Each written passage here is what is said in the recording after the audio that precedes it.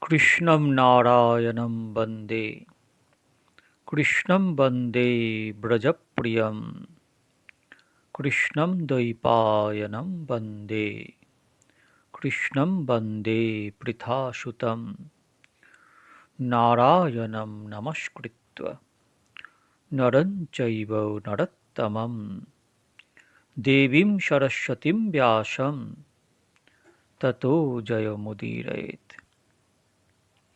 ভক্তগণ, আস্বাদন চলছিল শ্রীমদ্ ভাগবতম।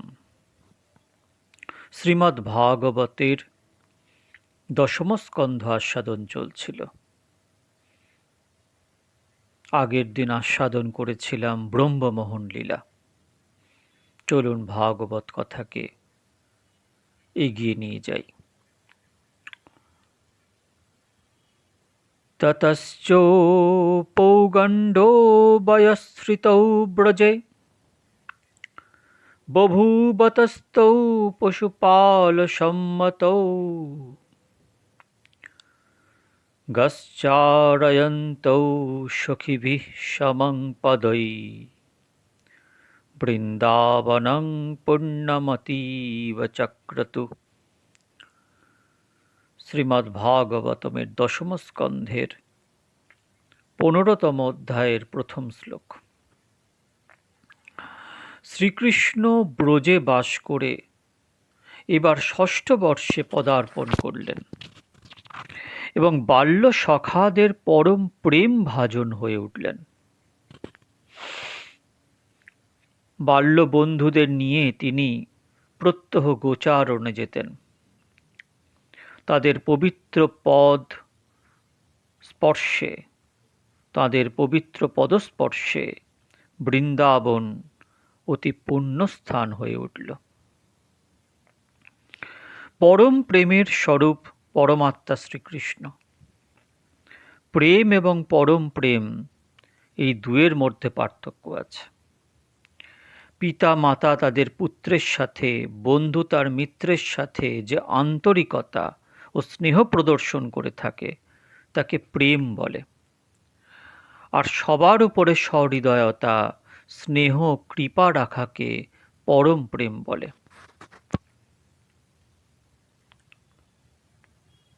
তাহলে প্রেম কাকে বলে আর পরম প্রেম কাকে বলে? পিতা মাতা তাঁদের পুত্রের সাথে, বন্ধু তার মিত্রের সাথে যে আন্তরিকতা ও স্নেহ প্রদর্শন করে থাকে তাকে প্রেম বলে।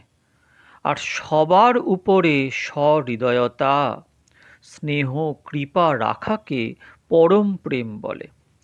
সংসারে শ্রীকৃষ্ণের কেহ শত্রু ছিলেন না। শ্রীকৃষ্ণের সঙ্গে কেহ প্রেম করুক বা না করুক, শ্রীকৃষ্ণ সকলের সঙ্গে প্রেম করে থাকেন। পুতনা শ্রীকৃষ্ণকে হত্যা করার জন্য তাকে বিষ দিয়েছিল। শ্রীকৃষ্ণ তাকেও প্রেমদান করেছিলেন। শিশুপাল সভাস্থলে শ্রীকৃষ্ণের প্রতি কটূক্তি বর্ষণ ও নিন্দা করেছিল। শ্রীকৃষ্ণ তাকেও পরম গতি প্রদান করেছিলেন। একবার ভৃগু ঋষি বৈকুণ্ঠে গমন করে দেব জনার্দনের বক্ষে পদাঘাত করেছিলেন ভগবানকে পরীক্ষা করার জন্য। লক্ষ্মীজি তখন নারায়ণের পদসেবা করছিলেন। ভৃগু ঋষি অত্যন্ত অনুচিত কার্য করেছিলেন। ভগবান নারায়ণ কত মহান, কত শ্রেষ্ঠ, কত ধৈর্যশীল তা পরীক্ষা করার জন্য তিনি নারায়ণের বক্ষে পদাঘাত করেছিলেন। এ কি পরীক্ষা করার কোনো পদ্ধতি হতে পারে? লক্ষ্মী বললেন, এই ব্রাহ্মণ অত্যন্ত উদ্ধত স্বভাবের, এর শাস্তি হওয়া উচিত। কিন্তু ভগবান তাকে শাস্তি না দিয়ে তাকে সম্মান প্রদর্শন করে বললেন, হে ব্রাহ্মণ, হে প্রভু, আপনাকে নমস্কার। আপনার সুখাগমন হয়েছে তো? এই আসন উপবেশন করুন। আমার বক্ষস্থলে আপনার পদচিহ্ন বিভূতিরূপে বিরাজমান হবে। বক্ষস্থলে পদাঘাতকারী ভৃগু ঋষির সাথেও শ্রীকৃষ্ণ প্রেমপূর্ণ ব্যবহার করলেন। সংসারের ইতিহাসে এমন দৃষ্টান্ত আর দেখা যায় না। ভগবান তাকে শাস্তি প্রদান করেননি, তবে লক্ষ্মীজি অত্যন্ত দুঃখিত এবং অপ্রসন্ন হয়ে স্থির করলেন যে ব্রাহ্মণদের গৃহে তিনি সাধারণত শীঘ্র গমন করবেন না। তখন থেকে লক্ষ্মী ক্ষত্রিয় এবং বৈশ্যদের গৃহে গমন করেন, ব্রাহ্মণের গৃহে সহজে যেতে চান না, অথচ নারায়ণ ব্রাহ্মণদের সাথে প্রেম করেই চলেছেন। ভগবান সকল জীবের সঙ্গে প্রেম করেন। যে ব্যক্তি বলে থাকেন আমি ঈশ্বর স্বীকার করি না, এরূপ নাস্তিকের ওপর ও ভগবান কৃপা করেন। ভগবান নাস্তিককেও অন্ন, জল, বাতাস প্রদান করেন। তিনি পৃথিবীর স্বামী, প্রভু, পরমাত্মা। মানুষ পৃথিবীর ওপর নির্ভরশীল হয়েই জীবন ধারণ করে থাকে। পরমাত্মা জীবকে প্রেম প্রদান করেন এবং জীব থেকে প্রেমই পেতে চান। অনেক মানুষ ভগবানের মন্দিরে কিছু অর্থ দান করে মনে করেন বিশেষ একটি কাজ করে ফেলেছি। অর্থ দ্বারা ভগবান প্রসন্ন হন না। তিনি লক্ষ্মীর পতি, তাকে আপনি অর্থ দান করে প্রসন্ন করতে পারেন না। ভগবান আপনার নিকট অর্থ যাচনা করেন না, আপনার গৃহের পরিজন হয়তো অর্থ পেয়ে প্রসন্ন হতে পারে। পরিবার পরিজনদের সাথে অধিক প্রেম না করাই ভালো। যার সাথে আপনি প্রেম করছেন একদিন তিনি আপনাকে ছেড়ে চলে যাবেন, অথবা আপনি একদিন তাকে ছেড়ে চলে যাবেন। পরিবারের লোকদের অর্থ প্রদান করতে পারেন, কিন্তু 16 আনা মন দেবেন না। আসলে আপনার পরিবারের লোকজন সাধারণত আপনার মন চায় না। তারা ধনসম্পদ বা অন্য কোনো স্বার্থ কামনা করেন। মানব বস্তুত মন চায় না, তন চায়, ধন চায়। মানব চিত্ত এত দুর্বল যে সে নিজের মনকে পর্যন্ত নিয়ন্ত্রণে রাখতে পারে না, অন্যের মনকে কি করে নিয়ন্ত্রণ করবে? বস্তুত কোনো মানুষ মন প্রাপ্তির উপযুক্ত নয়। তাই 16 আনা মন এবং প্রেম ভগবানকেই দান করুন। পরম বৈষ্ণব গভীর প্রেম দ্বারা ভগবানকে বশ করে নিতে পারেন। মানুষ কখনো দুঃখে পতিত হয়ে বলে থাকেন এই লোকগুলি আমার মনে কষ্ট দিচ্ছে। আসলে আপনি ওই লোকগুলিকে মন দান করেছিলেন বলেই আজ আপনার মনে কষ্ট হচ্ছে। 16 আনা মন প্রাপ্তির যোগ্যতা কোনো মানুষের নেই।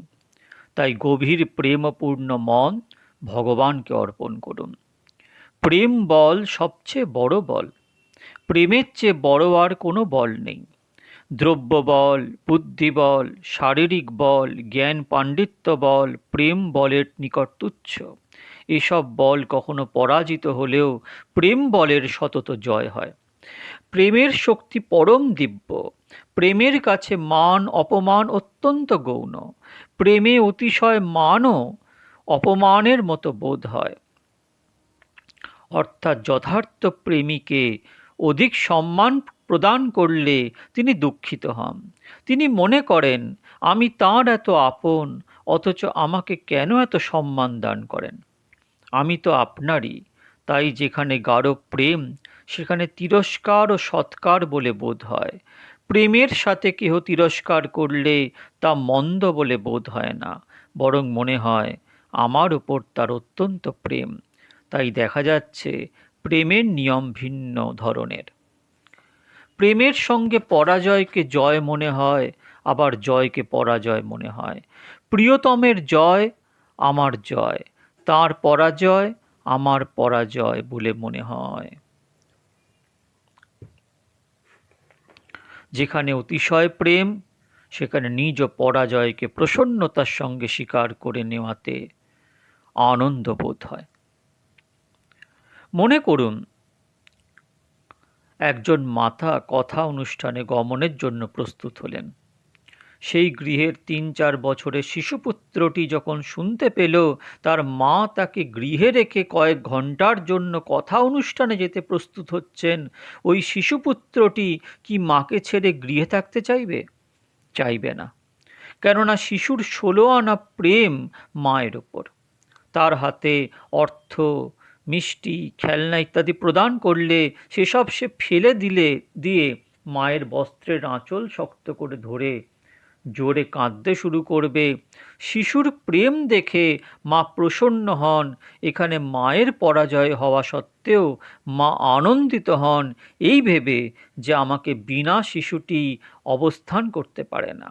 এখানে শিশুর প্রেম ও শক্তি অধিক বলে মাতার শারীরিক শক্তি অধিক হওয়া সত্ত্বেও মাতা পরাজিত হন। তখন মায়ের মনঃশক্তি দুর্বল হয়ে পড়ে। কল্পনা করুন, ওই বালক 24-25 বছরের যুবক হয়েছে এবং তার বিবাহ কার্য সম্পন্ন হয়েছে। তার স্ত্রী গৃহে রয়েছে। একদিন ওই যুবক গৃহে রয়েছেন, তার মাতা কোনো কথা অনুষ্ঠানে যেতে প্রস্তুত হচ্ছেন। তখন কদাচিৎ যুবক যদি মাকে বলেন, আজ আমাকে ছেড়ে কথা অনুষ্ঠানে যাবেন না, তাহলে তার মা পুত্রের কথায় তার পরিকল্পনা ত্যাগ করবেন কি? করবেন না। পুত্র যদি বলেন, শিশুকালে আমার কথা রক্ষা করে অনুষ্ঠানে যাবার পরিকল্পনা ত্যাগ করেছিলেন, এখন আমি অর্থ উপার্জন করছি, আমার কথা শুনছেন না কেন? মাতা হয়তো জবাব দিবেন, পুত্র, তুমি যখন শিশু ছিলে তখন তোমার 16 আনা প্রেম আমার উপরে ছিল। তোমার বিবাহের পরে তোমার সেই প্রেম অনেক কমে গেছে। বিবাহের পরে মাতা পিতার উপকার তাদের প্রেম পুত্রের বিস্মরণ হয়ে যায় অনেকাংশে, বরং স্ত্রীর ওপর তার মোহ উৎপন্ন হয়। পুত্রের প্রেম কম হয়ে যাওয়াতে পুত্রের ওপর মায়ের প্রেমও কম হয়ে যায়। মা কখনো হয়তো বলেই ফেলেন, পুত্র, আমার উপর তোমার আগের মতো প্রেম নেই। আপনি একটু আত্মবিশ্লেষণ করে নিজের বর্তমান এবং অতীতের জীবন ইতিহাস বিচার করুন। আপনার নিজ স্বভাবের উপর নিজে দৃষ্টিপাত করুন। জগৎকে দেখেও বিচার করে পরমার্থ তো আপনার কোনো লাভ নেই। আপনি চক্ষু বন্ধ করে একটু অন্তর্দৃষ্টি দিয়ে অনুভব করুন, আমি কেমন, আমার মন কেমন, আমার দৃষ্টি ও মনোভাব কেমন, আমার জিহ্বা ও রুচি কেমন। স্থির হয়ে এরূপ বিচার ও চিন্তন করলে আপনার ভিতর থেকেই জবাব পাবেন। এই যে ধন ও সুখপ্রাপ্তি হয়েছে, এর জন্য আমি পূর্ণ উপযুক্ত নই। নিজ কর্ম দ্বারা তা প্রাপ্ত হইনি, ভগবান কৃপা করে দান করেছেন। আমি একজন পাপী ব্যক্তি। শরীর দ্বারা, মন দ্বারা, দৃষ্টি দ্বারা, জিহ্বা দ্বারা আমি অতীত জীবনে অনেক পাপ কার্য করেছি, তথাপি আমার ওপর ভগবানের অনেক কৃপা বর্ষিত হয়েছে। ভগবানের কৃপা অহেতুক, অকারণ। জীব পূর্ণ উপযুক্ত না হলেও পরমাত্মা জীবকে প্রেম প্রদান করেন। ইহা একটি সাধারণ নিয়ম যে কোনো জীব প্রেম না করে অবস্থান করতে পারে না। সকলের মধ্যেই প্রেম বর্তমান রয়েছে। অনেকেই জীব জগতের সাথে অনেক প্রেম করে থাকেন, তাই দুঃখিত হন। জগতের চেয়ে ভগবানের প্রতি অধিক প্রেম করাকে ভক্তি বলে। পক্ষান্তরে ভগবানের চেয়ে জগতের চেয়ে অধিক প্রেম করাকে আসক্তি বলে। জগতের সাথে বৈরিতা বা শত্রুতা করতে নেই, কিন্তু জগতের সাথে অধিক প্রেম করা উচিত নয়। জগতের রূপটি এমন যে অধিক প্রেম করার জন্য ইহা উপযুক্ত বস্তু নয়। আপনার সাথে কেহ সাক্ষাৎ করতে এলে তাকে হাত জোড় করে দুটি মিষ্টি কথা বলুন। তার সঙ্গে অধিক প্রেম করতে না যাওয়াই উত্তম। কদাচিৎ আপনার সাথে কেহ সাক্ষাৎ করতে আসলে তারপর চলে গেলেন, তখন তার বিয়োগে অর্থাৎ তার অনুপস্থিতিতে তার বিষয়ে চিন্তা ও স্মরণ না করাই উত্তম। 2-3 মাস হয়ে গেল, ভাই বা বোন বা অমুক মিত্র আমার সাথে সাক্ষাৎ করেনি, তাই তার কথা বারবার স্মরণে আসছে, এমন না হওয়াই উত্তম। কেহ সাক্ষাৎ করেন না ভালো, আর সাক্ষাৎ না করেন তা উত্তম। জগতের সঙ্গে এরূপ সম্বন্ধই রাখুন। জগতের সাথে অধিক ঘনিষ্ঠ হয়ে জগৎকে প্রেম না করে ভগবানের সাথে ঘনিষ্ঠ হয়ে তার সাথে মিলিত হবার চেষ্টা করুন। পরমাত্মার সঙ্গে প্রেম করুন। আপনার মনে এরূপ চিন্তা আসতে পারে এবং বলতে পারেন, মহারাজ, ভগবানের ওপর আমার প্রেম ভাব জাগ্রত হয় না। প্রভুর সঙ্গে প্রেম ভাব জাগ্রত হয় এরূপ কোনো উপায় বলুন। আচ্ছা, যদি আপনাকে প্রশ্ন করা হয়, আপনার গৃহের পরিবার পরিজনদের সাথে আপনি কেন প্রেম করে থাকেন, তখন গৃহের স্বামী হয়তো বলবেন, মনে হয় আমার স্ত্রী আমাকে সুখ দিয়ে থাকে। স্ত্রী হয়তো মনে করেন আমার স্বামী আমাকে সুখ দিয়ে থাকেন। গৃহের পরিবার পরিজন আমাকে সুখ প্রদান করছেন, এরূপ ভাবনা থেকেই প্রেম সৃষ্টি হয়। কদাচিৎ কেহ এরূপ মনে করেন যে গৃহের এই ব্যক্তি আমাকে দুঃখ প্রদান করছে, তাহলে তার উপর আপনার প্রেম জাগ্রত হতে পারে না। আজ থেকে আপনি নিশ্চয় করুন, ভগবানই আমাকে সুখ শান্তি আনন্দ প্রদান করছেন।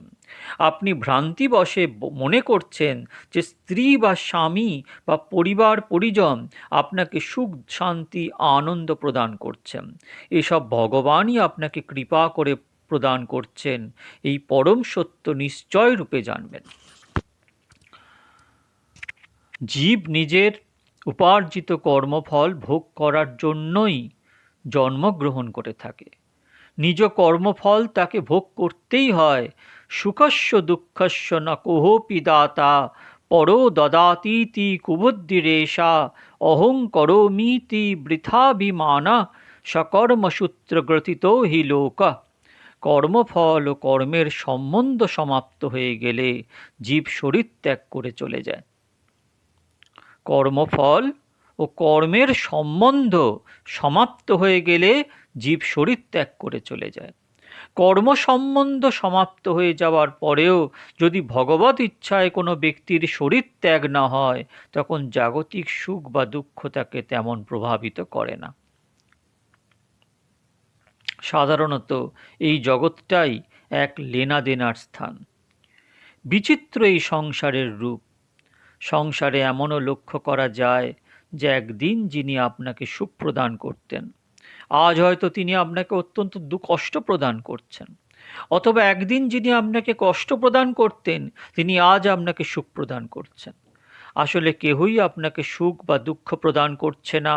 কর্ম সম্বন্ধই কর্মফল প্রদান করে। কর্ম সম্বন্ধ সমাপ্ত হলে লেনাদেনাও সমাপ্তি হয়ে যায়।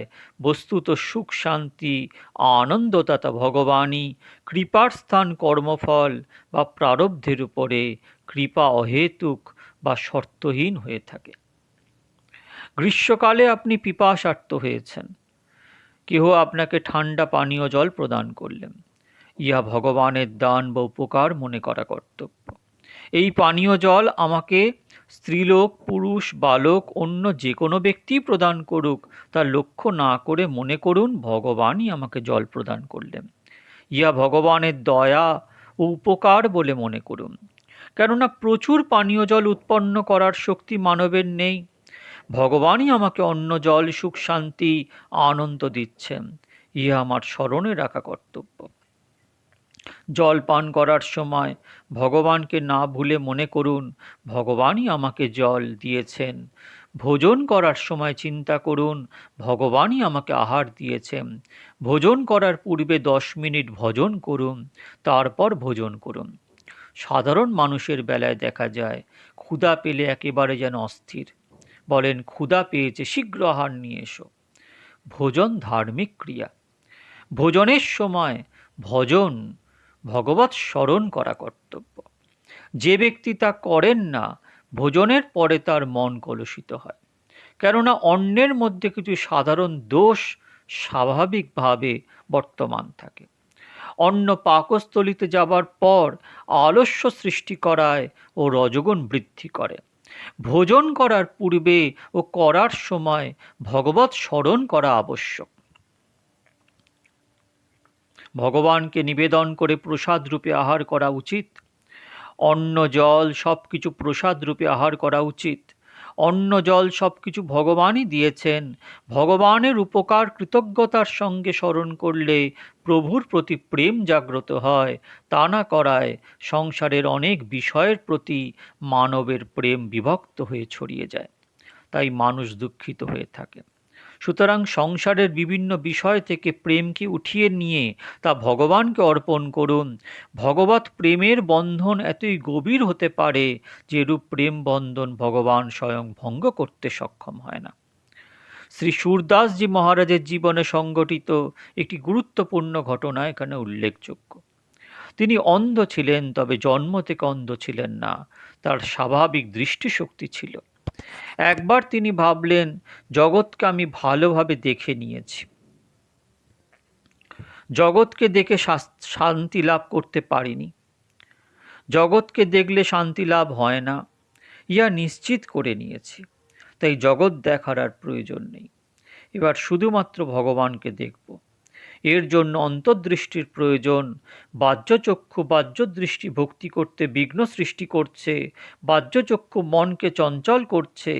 দেখার একমাত্র যোগ্য বস্তু আমার ভগবান, এর জন্য বাহ্যচক্ষুর প্রয়োজন নেই। সূরদাসজি স্বয়ং নিজ চক্ষুদ্বয়কে বিদীর্ণ করে নষ্ট করে দিলেন। তারপর অন্ধ অবস্থায় বৃন্দাবনে অবস্থান করে ভগবত ভজনে তন্ময় হলেন। একবার হলো কি, সূরদাসজি রাস্তা ধরে চলছেন, চলার রাস্তার পাশে বাঁদিক দিয়ে ছিল একটি বড় গর্ত। সূরদাসজি যাতে সেই গর্তের মধ্যে পড়ে না যান, সেজন্য ভগবান শ্রীকৃষ্ণ বাম পাশে তার হাত ধরে চলতে লাগলেন।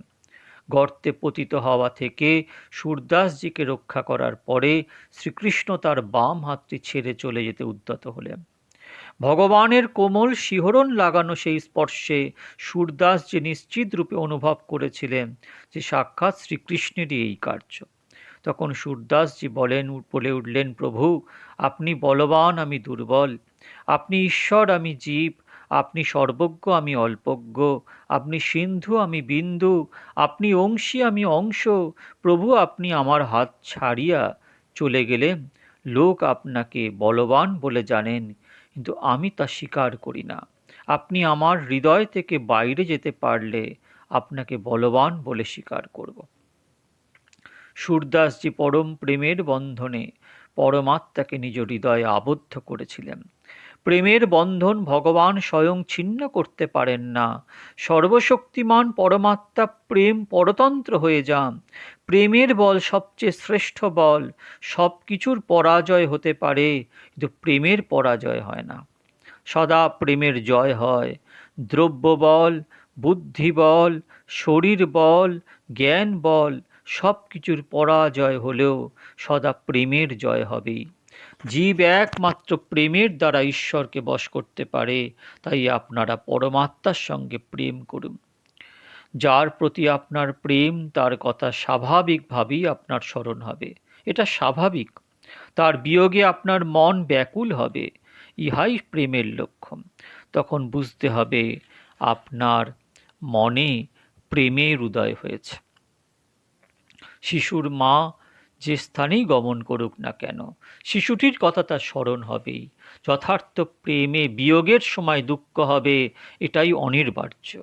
ভগবানের বিয়োগে দুঃখ হওয়া চাই, যার মনে তা হয় না, বরং যার মন সংসারই রমণ করে, সে ব্যক্তি ভক্তি করতে পারে না। ভগবানের বিয়োগে দুঃখ হলে এখনো কেন আমার ভগবত দর্শন হচ্ছে না, এর জন্য দুঃখ হলে মনে করতে হবে ভক্তির শুরু হলো। যিনি পরমাত্মার সঙ্গে প্রেম করেন, ভগবান তাকে পরমাত্মার স্বরূপ দান করেন। স্পর্শমণি লোহাকে স্বর্ণরূপে পরিণত করেন, কিন্তু স্পর্শমণি লোহাকে স্পর্শমণিরূপে পরিবর্তন করতে পারে না। কিন্তু ভগবানকে যিনি প্রেম করেন, ভগবান তাকে ভগবৎ স্বরূপ দান করেন। তিনিও ভগবানের মতো পরম দয়ালু, কৃপালু, সহৃদয়, উদার হয়ে থাকেন। ভক্তগণ, আজ আস্বাদন করলাম বিশেষভাবে প্রেম তত্ত্ব। এর পরের দিন ভগবানের গোচারণ লীলা এবং অন্যান্য আদি লীলাকে আস্বাদন করব। ভালো থাকবেন। শ্রী শ্রী নিত্যানন্দ রাম, শ্রী শ্রী গৌর গুণধাম।